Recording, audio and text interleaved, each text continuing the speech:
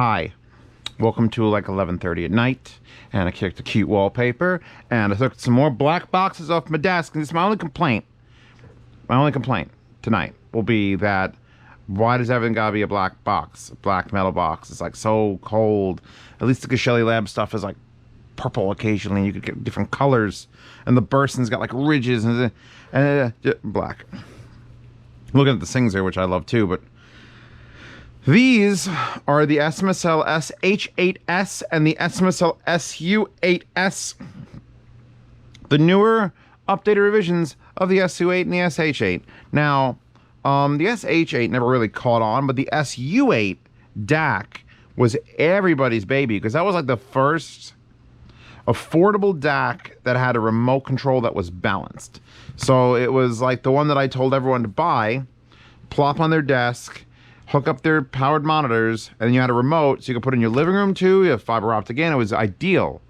So newer revision of that, Saber DACs, obviously for AKM explosive reasons. A little bit more pricey. It's like $350.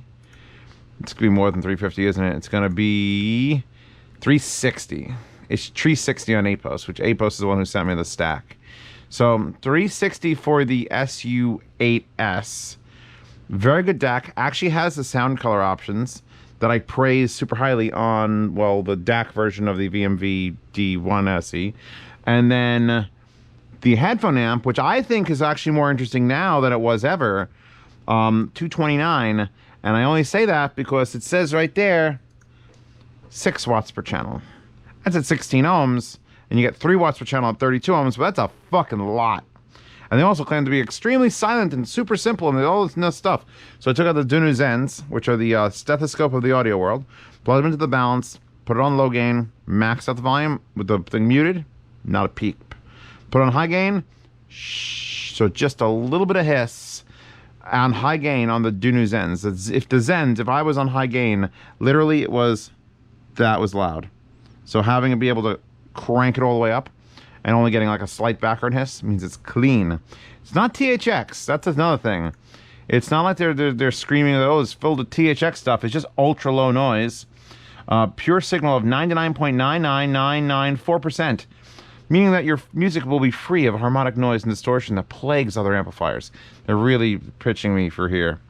The gain switch is apparently a 17.5 decibel adjustment. I have not had a need to run this anything but low. Anything but low scares me. I only put it to high to check the noise floor, and then I'm like fucking done. This isn't exactly the most demanding headphones we have here. These are the new Sivga. I think they're the SV21. There's a box around here somewhere. Anyway, brand new. Sexy fucking wood light. These. So I've got these plugged in to the 1/4 inch. And it's just, You know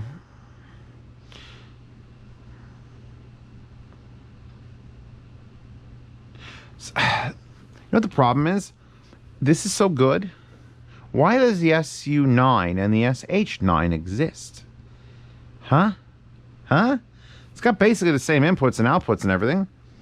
And frankly, I don't think those have much more in the way of power. Is that a dead bug? No, I think it was chocolate. I don't know how.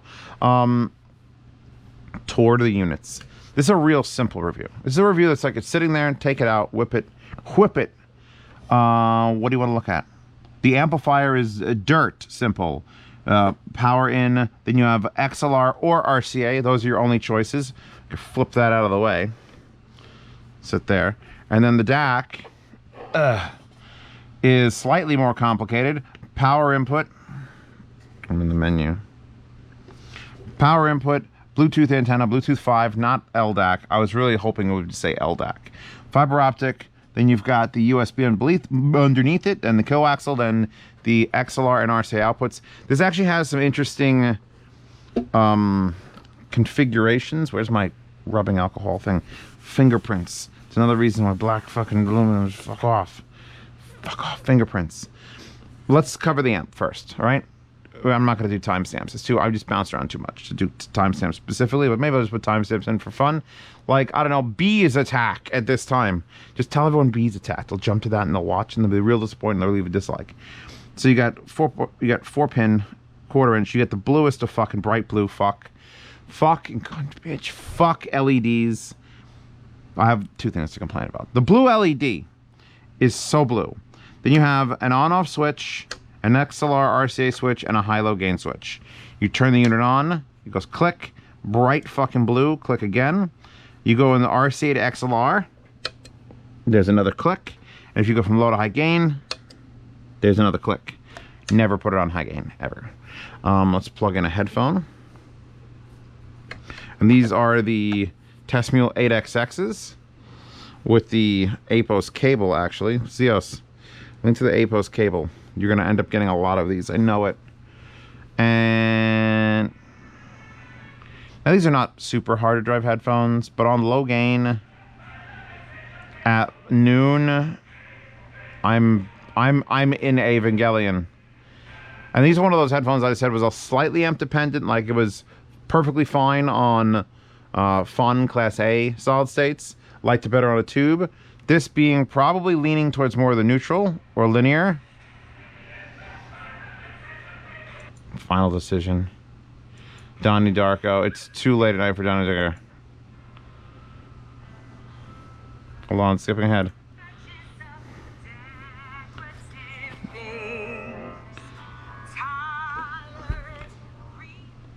That's great. For what it does, for how much it costs, I'm trying to think what else is in the price range. Geshelli has the J2 is a DAC. The Arkel Pro 2.5 and the Arish are like the only things competing in that price range, and this will destroy them for power. As far as quality of audio, this is probably cleaner actually. But I don't know. It's weird. You understand my conundrum here as a reviewer. I'm going to get a little off topic because I sit here with almost nothing to say about these units. And it's my job just to talk about them. I'm supposed to tell you what I like, what I don't like, and then if you should buy it. And I've done this review 5,000 times, not this one. But we're at a point now where you can make the assumption pretty fucking solidly that if it's a new SMSL or topping device and it comes out and it's from a line you know, like the SH-8, SU-9, if anything predecessoring it, is that a word? Predecessoring? You can probably tell it's going to be good. There's nothing negative to say. There's no weird quirks with the amp, except for maybe the volume jumps a little bit from off the bottom. It goes and then you start getting into it real fast. The fact that it's so powerful, which is like, is that a negative? Fucking pretty sure it's not a negative. And then the DAC, if we get to the remote control for the DAC, again, it's slightly more money than I'd like it to be. It's the same as the SU-9 and the SH-9. Those are both slightly more money than I'd like them to be. I'd like them to be cheaper and do the remote control thing.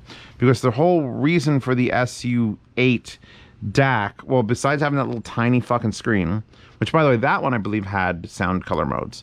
And this one has sound color modes, so they carried that over. This one has a much nicer to read screen, so I would tell you, hey, asshole. Hey, asshole! You paying attention to me? Good.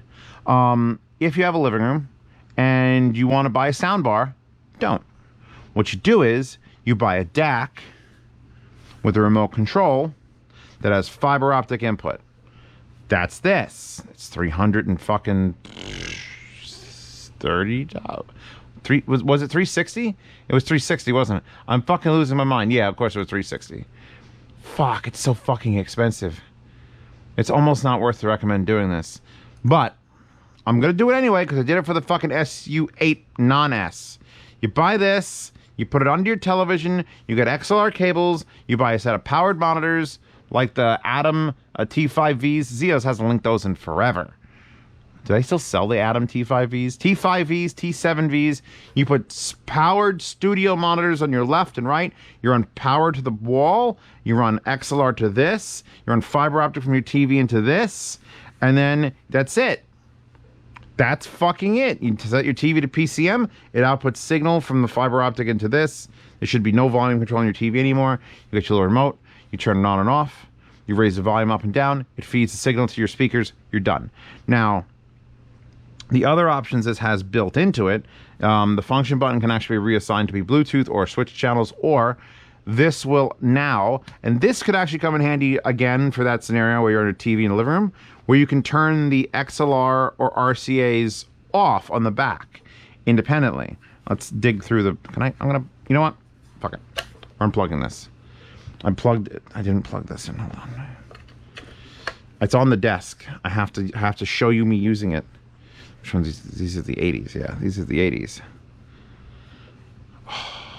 Marantz Super Audio CD. See, it was a little bit quiet. I went from there to there, and it's like, oh, it's just too loud now. I was thinking maybe I could use high gain. Look how fucking quiet that track is. What is this? Marantz Super Audio CD track 10. That sounds wild. These Negredos are so fucking good, except for the wire, which is a fucking cancer. Okay. I now showed you listening to them. I have to do the reviews of those still. Maybe I'll do them with this. I'm going to turn this off. I'm going to unplug it from the back. Actually, leave the power plugged in. I'm going to slide you there. You're going to spin around and scratch the burst, and that's perfectly fine. Let's actually look at the SU-8. So here we go. Here's your options. And it's a big, long list for such a relatively entry-level DAC. Especially with, you know, the fact that it's all on the screen. Inputs. Obviously, you have USB audio, you have coaxial optical, and Bluetooth. You have outputs, which has a lot of changes. All normal. So that means everything on the back, RCA and XLR, like every DAC on the planet Earth doing it. Then XLR normal and RCA normal, so you can pick which one you want to have outputting. Then all inverted, XLR inverted and RCA inverted. Inverted phase. Someone who has the patience to explain it in the comments, please explain to the noobs why that's a thing. Why do audiophile psychopaths like inverted phase on things? Because you know what? I could try to explain it, but I'd rather just fuck and tell someone else to do it, and then I'll just like that comment. So you can choose either all things or XLR or RCA. Forget the inverted. Fuck that. PCM filter, obviously. You only get 3, actually. Fast linear, slow minimum, and minimum phase. Let's pick that one for no reason. I can't hear a difference. SPDIF mode. This I don't understand. There's normal and processor. So I think that must mean processing it to like a higher DSD frame rate or something, because I think this does DSD. I've left it in processor mode. It sounds fantastic. I'm using it with fiber optic.